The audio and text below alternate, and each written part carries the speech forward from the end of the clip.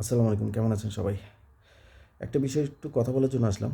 সেটা হচ্ছে যে হাদির আ মৃত্যুর খবরের পরে কিছু মানুষ উত্তেজিত হয়ে 'প্রথম আলো', 'ডেইলি স্টার' ভাঙচুর করে এবং আ আগুন লাগায় দেয়।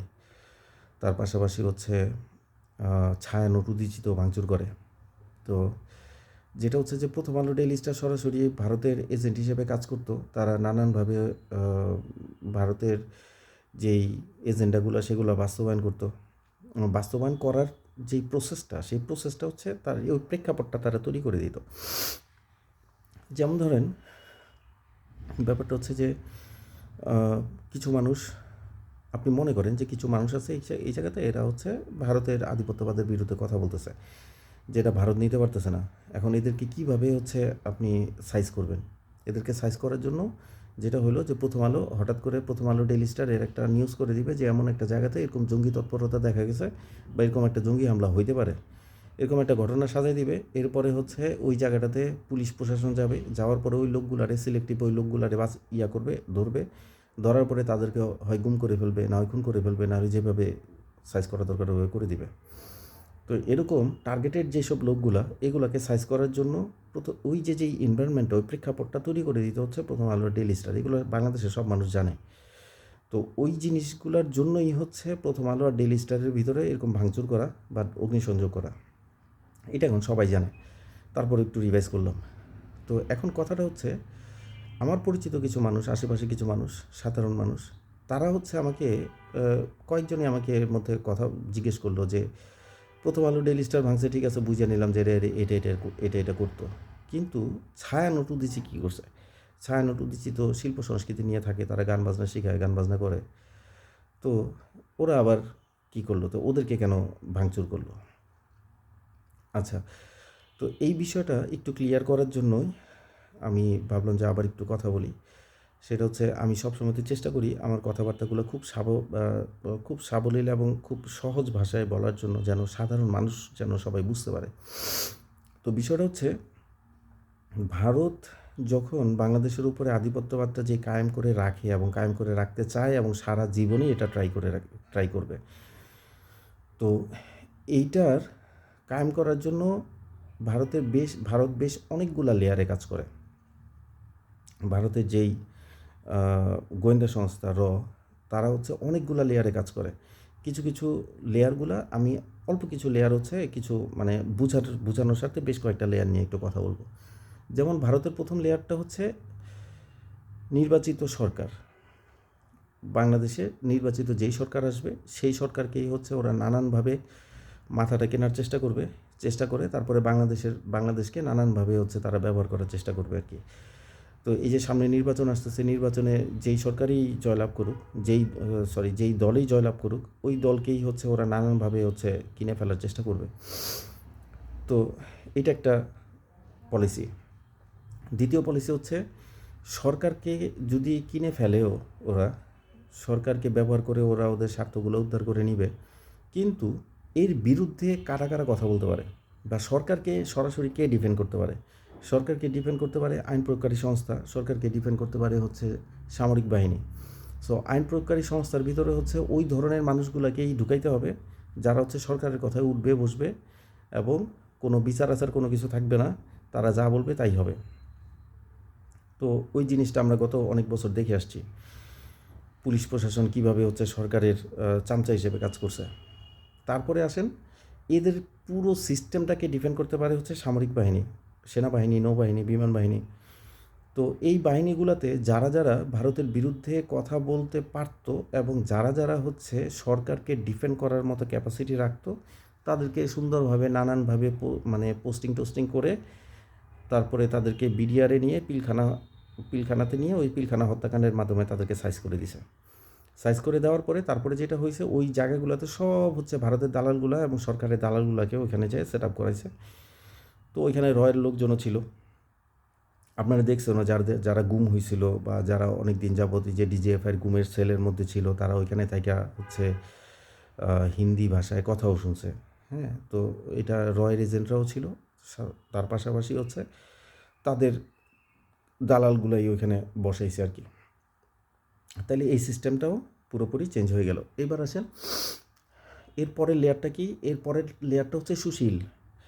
হ্যাঁ, আমরা যাদেরকে বুদ্ধিজীবী চিন্তা করি, যারা হচ্ছে বাংলাদেশের এক একটা সেক্টরের অনেক বড় বড় জ্ঞানীগুণী মানুষ, এই সুশীলরা। তো সুশীলদেরকে সাইজ করতে হবে। সুশীলদেরকে সাইজ করতে গেলে কী হবে? অ্যাকচুয়ালি যারা সুশীল তাদেরকে এমনভাবে চাপের মধ্যে রাখতে হবে যে তারা বাসার থেকে বের হয়ে কোনো জায়গায় কথা বলার সুযোগই পাবে না।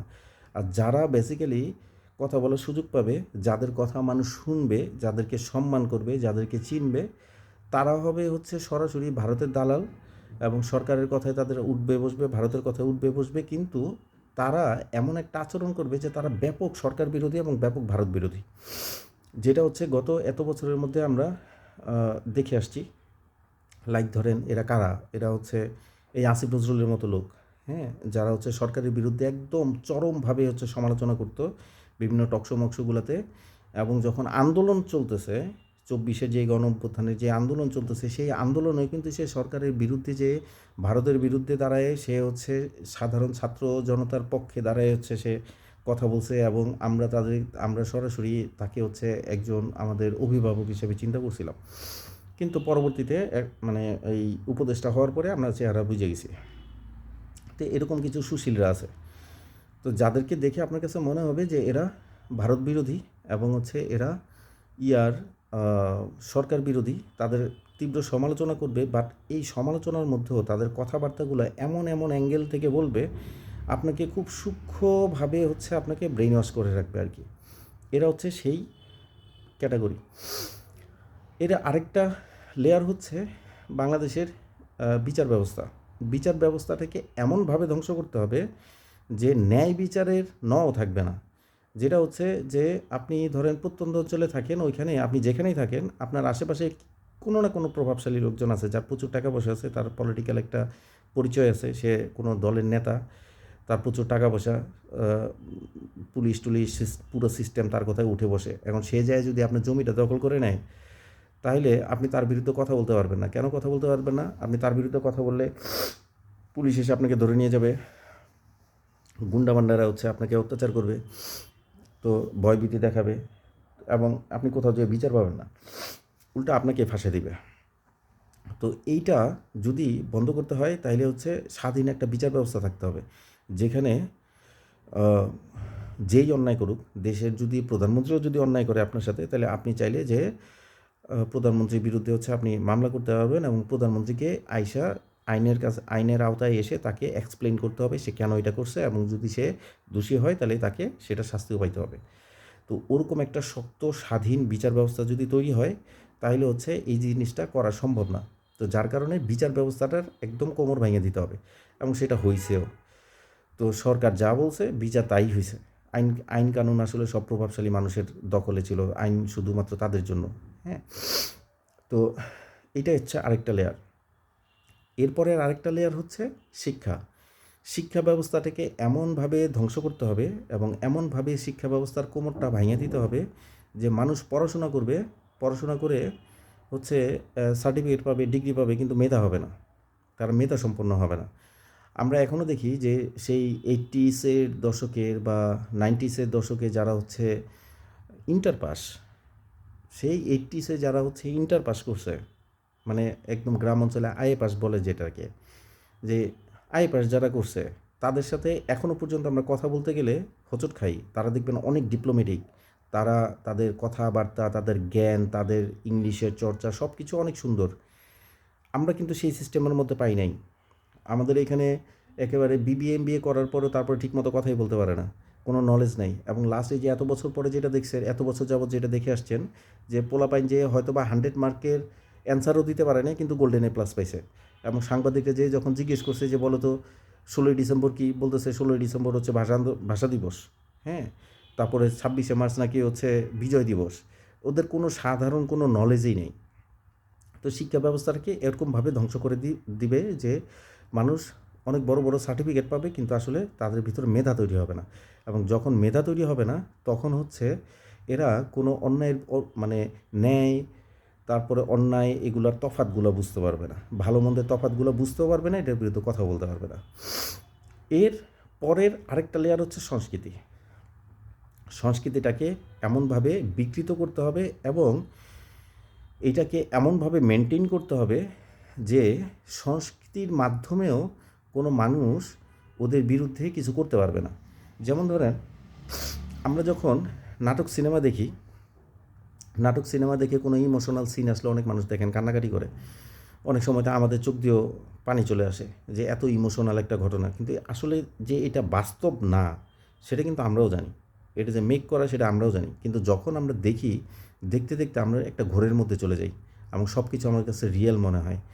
এবং এর পাশাপাশি গান বাজনার ক্ষেত্রে, যেহেতু ছায়ানটুদিসির কথা আসছে এটার জন্য বলতেছি, গান বাজনার ক্ষেত্রেও ব্যাপারটা অনেকটা এরকম যে আপনি কী টাইপের গানটা শুনতেছেন ওইটার উপরে তখনকার হচ্ছে আপনার মেন্টালিটি, আপনার মুভমেন্ট অনেকটা ডিপেন্ড করে। যেমন ধরেন, আপনি যখন খুব সিম্পল, মানে খুব মনোরম একটা পরিবেশে আছেন, ধরেন একা একা আছেন বা সাথে কোনো বন্ধু আছে, খুব নিরিবিলি একটা পরিবেশে ঘুরতে গেছেন, তখন কি আপনার খুব একেবারে ধরেন ওই ঝাঁকানাকা গান শুনতে ইচ্ছা করবে? তখন ঝাঁকানাকা গান শুনতে ইচ্ছা করবে না, তখন হচ্ছে আপনার প্রকৃতির যেরকম একটা নীরব স্তব্ধ খুব সুন্দর একটা পরিবেশ, এরকম একটা খুব সফট একটা গান শুনতে ইচ্ছা করবে। এখন ওই সময়তে যদি আপনি রোমান্টিক ফিলে থাকেন তাহলে রোমান্টিক গান শুনবেন, যদি কষ্টে থাকেন তাহলে কষ্টের গান শুনবেন। তো আবার যখন আপনি কোনো বিয়ে বাড়িতে গেছেন বা কোনো ধরনের অনুষ্ঠানে গেছেন, ওই জায়গাতে খুব ঝাঁকানাকা গান, ওইখানে কি আপনি কোনো কষ্টের গান শুনবেন? তা তো শুনবেন না, ওইখানে যে আপনি নাচানাচির গান শুনবেন। তো ওই নাচানাচির গানটা যখন ছাড়বে, ওই নাচানাচির গানের সাথেই আপনি নাচানাচি করবেন। ব্যাপারটা অনেকটা এরকম। বিষয়টা হচ্ছে যে রবীন্দ্রসঙ্গীত দিয়ে কেউ হচ্ছে ডিজে গানের মতো ওরকম করে নাচে না কিন্তু। রবীন্দ্রসঙ্গীতের সাথে সে হলো সুন্দর মতো বইসা, তারপরে যে মাথায় এরকম এরকম করে দুলাবে আর শুনবে, আহ কি সুন্দর, আমারও পরানো যাহা চায়। হ্যাঁ, ওরকম একটা চোখ বন্ধ করে তারপর চিন্তা করবে, আমারও পরানো যাহা চায়, তুমি ওরকমই সুন্দরী একটা মেয়ে, তোমারই আমি পছন্দ করি, তুমি এরকম। হ্যাঁ, একটা প্রেম প্রীতির ঘোরের মধ্যে থাকা। আবার যদি আপনি নজরুলের কবিতা শুনেন তাইলে দেখবেন আপনার রক্ত গরম হয়ে যায়। হ্যাঁ, এই ২৪-এর আন্দোলনের ভিডিওগুলোও যখন দেখবেন তখনও দেখবেন যে এরকম ব্যাকগ্রাউন্ডে কী টাইপের গানগুলা মানুষ দিয়ে ছাড়তো। মানুষ দৌড়াচ্ছে, পোলাপাইন দৌড়াচ্ছে, লাঠিসোঁটা নিয়ে দৌড়াচ্ছে, গুলি করতেছে, গুলি খাইতেছে, আন্দোলন চলতেছে। এর এর পিছনে ব্যাকগ্রাউন্ডের মিউজিকগুলো কি ওরকম টাইপেরই মিউজিক বা ওরকম টাইপেরই কবিতা বা গান ব্যবহার করা হয় যে মানুষের রক্ত গরম হয়। যেমন ৭১-এর যুদ্ধের সময়তে, ওই সময়তে হচ্ছে নজরুলের অনেক কবিতা আবৃত্তি শোনানো হইতো, নজরুলের গানগুলো শোনানো হইতো রেডিওতে, এবং মুক্তিযোদ্ধারা ওগুলো শুনে উজ্জীবিত হইতো। হ্যাঁ, তারা হচ্ছে আরও ঝাঁপায় পড়তো। তো এরকম একটা ব্যাপার আর কি। তো সংস্কৃতি এই ছায়ানট আর উদীচী কী করতো? ছায়ানট উদীচী করতো কি, আপনি যদি গত গত বেশ অনেক বছর, ১৫-২০ বছরের যদি দেখেন, আপনি দেখবেন বাংলাদেশের সবচাইতে বড় দুইজন কবি সাহিত্যিক যাই বলি না কেন, তারা হচ্ছে কবি নজরুল এবং রবীন্দ্রনাথ। এই দুইজনকে নিয়ে সবচেয়ে বেশি চর্চা হয়। তো রবীন্দ্রনাথের জন্মদিন, রবীন্দ্রনাথের মৃত্যুবার্ষিকী, এই সেই রবীন্দ্র জয়ন্তী ময়ন্তী আরও কত কী যত ধরনের যত প্রোগ্রাম আছে, আপনি যদি একবার দেখেন রবীন্দ্রনাথের জন্মদিনে যেই পরিমাণ আয়োজন করা হয়, যেই পরিমাণ টাকা খরচ করা হয় এবং যত বড় আকারে এই দিবসগুলাকে সেলিব্রেট করা হয়, তার 1% খরচও কিন্তু বা 1% আয়োজনও কিন্তু কবি নজরুলের জন্য করা হয় না। হ্যাঁ, কবি নজরুলের গান নিয়ে ওরকম চর্চা নাই, কবি নজরুলের লেখাগুলা নিয়ে ওরকম চর্চা নাই। বাংলাদেশের সাধারণ মানুষদেরকে কবি নজরুলের লেখা টেখা থেকে সব কিছু থেকে যত দূরে সরায় রাখা যায়। কারণ হচ্ছে কি জানেন? আপনি ওই যে হাদির দেখছেন না? ওই যে কবিতা আবৃত্তি দেখছেন না? কীভাবে চিৎকার করে বলতো, বলবীর চির উন্নত মমশির। তো এই যে বলবীর চির উন্নত মমশির এই কথাগুলো যে বলবে, এগুলো কি রবীন্দ্রনাথের আমারও পরানো যাহা চায় ওরকমভাবে বলবে? এই কথাগুলো যদি শুনেন, এই আবৃত্তিগুলো যদি শুনেন, আপনার রক্ত গরম হয়ে যাবে, আপনি অন্যায়ের বিরুদ্ধে তখন কথা বলা শুরু করবেন, আপনি সোচ্চার হয়ে উঠবেন, আপনার আপনার ভিতরে তখন ভয় থাকবে না, আপনি তখন বিদ্রোহী হয়ে যাবেন। তো এরা করতো কি সবসময়তে, ওই আমারও পরানো যাহা চাই ওগুলোর মধ্যে মানুষরা আটকায় রাখতো, যে আপনি প্রেম প্রীতির ঘোরের মধ্যে থাকেন, আপনি হচ্ছে চুপচাপ হচ্ছে ওই যে বিভিন্ন জায়গায় ঘোরাফেরা করে বেড়ান গার্লফ্রেন্ডকে নিয়ে, আপনার বিদ্রোহী হওয়া লাগবে না। তো আপনাকে বিদ্রোহী হইতে দিবে না, যার কারণে নজরুলের কোনো ধরনের কোনো লেখা টেখা কোনো কিছু নিয়ে অত বড় কোনো আয়োজন করা হতো না। আবার একবারে মানাও করতো না, কারণ হচ্ছে জাতীয় কবি তো। তো যাই হোক, তো কোনো কিছু আয়োজন করা হতো না, যতটা আয়োজন করা হতো এই যে ইয়াকে নিয়ে, রবীন্দ্রনাথকে নিয়ে। তো এই বিষয়গুলা বাংলাদেশে এস্টাবলিশ করতে হচ্ছে ছায়ানটের উদীচী।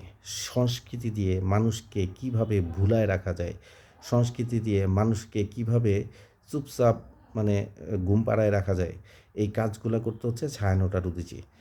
এরা সবসময়তেই ওই ভারতের এজেন্ডাগুলোই পালন করে আসছে। এরা সবসময়তেই হচ্ছে রবীন্দ্রনাথকেই সর্বোচ্চ প্রায়োরিটি দিয়ে আসছে। বাট আমাদের কবি নজরুলের কোনো জায়গাতে কোনো ধরনের কোনো চর্চা রাখা হয়নি। মিডিয়াগুলোতেও দেখবেন এই রেজওয়ানা চৌধুরী বন্যার মতো কিছু শিল্পীরা ছিল যারা হচ্ছে বিভিন্ন চ্যানেলে রবীন্দ্রসঙ্গীত টঙ্গীত গাইতো, কিন্তু রবীন্দ্রসঙ্গীত নিয়ে তেমন কোনো চর্চা বা তো ওই ধরনের কোনো টোগ্রামও টেলিভিশনে হইতো না। কিছু ব্যান্ড ছিল যারা রবীন্দ্রনাথের কবিতা বা রবীন্দ্রসঙ্গীত নিয়ে হচ্ছে তারা ব্যাপকভাবে করতো, আয়োজন করতো। তো এই যে দমায় রাখার যে পলিসি, এই দমায় রাখার পলিসিগুলোতে এই সংস্কৃতি দিয়ে দমায় রাখার যে পলিসিগুলো, এই পলিসিগুলোতে কাজ করতে হচ্ছে ছায়ানটের উদীচী। এই জন্য ছায়ানটের উদীচীকে জয় বাংলা করে দিছে। তো আশা করি যারা এতদিন পর্যন্ত একটা ইসের মধ্যে ছিলেন, সংশয়ের মধ্যে ছিলেন যে প্রথম আলো, ডেইলি স্টার ভাঙছে, তারা উল্টাপাল্টা নিউজ করতো, তারা ভারতের পক্ষে নিউজ করতো বা সরকারের পক্ষে নিউজ করতো, ভারতের আধিপত্যবাদের পক্ষে নিউজ করতো, এটার জন্য ভাঙছে, ঠিক আছে, ছায়ানট উদীচী কী করছে? তো যারা এখনও পর্যন্ত এই প্রশ্নটা যাদের মধ্যে ছিল, আশা করি এটা যদি আপনি দেখেন, কথাগুলো যদি শুনেন, এরপরে আর এই প্রশ্নটা আপনার কাছে থাকবে না। তো ধন্যবাদ সবাইকে, সবাই ভালো থাকবেন, বাংলাদেশের পক্ষে থাকেন, বাংলাদেশের সার্বভৌমত্বের পক্ষে থাকেন, হাদির হত্যার বিচারের পক্ষে থাকেন। হাদির হত্যার সুষ্ঠু বিচার এবং ন্যায় বিচার আমাদেরকে আদায় করে নিতে হবে অ্যাট এনি কস্ট। আরও জোরালো সংগ্রাম করতে হবে, সবাই সবার জায়গা থেকে সচেষ্ট হন এবং রাজনৈতিকভাবে সচেতন হন, রাজনৈতিকভাবে বায়াসড হয়েন না। কোনো মার্কা দেখে কাউকে ভোট দেওয়া যাবে না, আবার শুধুমাত্র ব্যক্তিকে দেখে ভোট দেওয়া যাবে না। সবাই ভালো থাকবেন, ধন্যবাদ। ইনকিলাব জিন্দাবাদ।